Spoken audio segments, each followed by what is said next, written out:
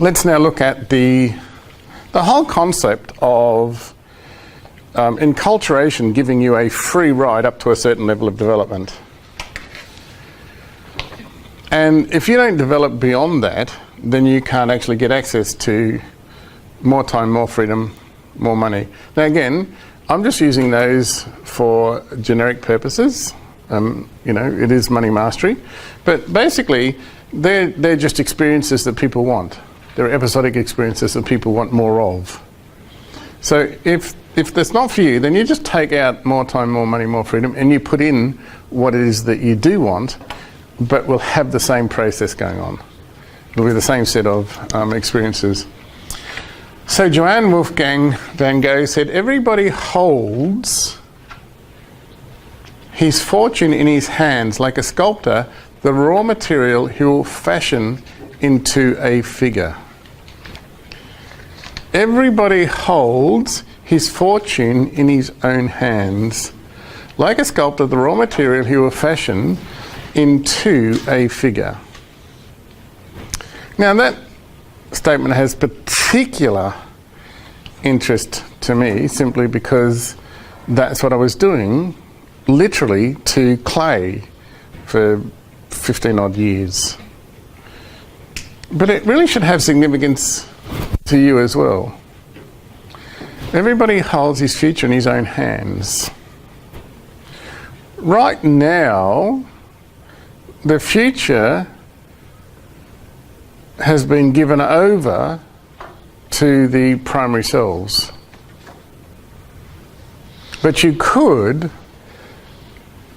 make some adjustments and then give them over to some of the disowned selves, which you would validate and you would bring forward and you would acknowledge and you would nurture. So that will give you a different set of potentialities. But it's you that has to do it. It's you that has to do it. So what future are you holding in your hands? So are you the map maker of that future? Or are you the map reader of a pre-designed, configured, pre-established set of circumstances, and all you're doing is jumping through the hoops at every 5 or 10 years of your lifestyle. Predetermined map. Somebody's written the map and you're just following it, because that's the map of status quo. So you've got to ask yourself, well, what are you? What are you? The map reader or the map maker? So we're all born with unique potential, but most of us didn't grow up in an environment that encouraged the development of that potential. So what do? We grow up and we model the psychology of the environment. And so was the psychology of that environment helping you expand all of your potentialities? Or was the psychology of that environment or that culture actually shaping your future just for this one thing called worker self?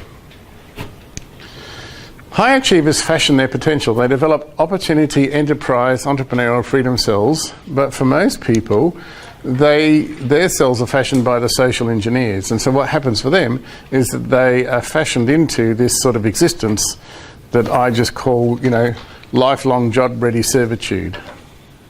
So we get out of one job and we go into another job, we audition for another job, we audition for another job. The whole notion, in my father's generation, the whole notion, you could do one whole lifetime in one job, pretty much. I don't know that it exists today, but more so it's a rolling series of jobs, but it's basically still the same thing. You're still auditioning. So financially, no matter how hard you work at following the map of lifelong job-ready servitude, the results are always less than your true potential. Doesn't matter how much and how hard and how authentic and how whatever you are, you're always actually providing energy for the benefit of others, not necessarily for the benefit of yourself. In a sense, you're just being part of the movement of life through a series of stages called life. So to gain freedom, you've actually got to design a better map. You've got to actually become the map maker, the map designer. You've got to develop the selves that are actually capable of following the map that you say that is important for you. Now, right now, they're available to us. They're just undeveloped. And, you know, we can use all sorts of language patterns such as disowned, unacknowledged, unnurtured. Okay, but they're there. You know, just like your long-lost cousins are there, they're there. You just haven't nurtured a relationship.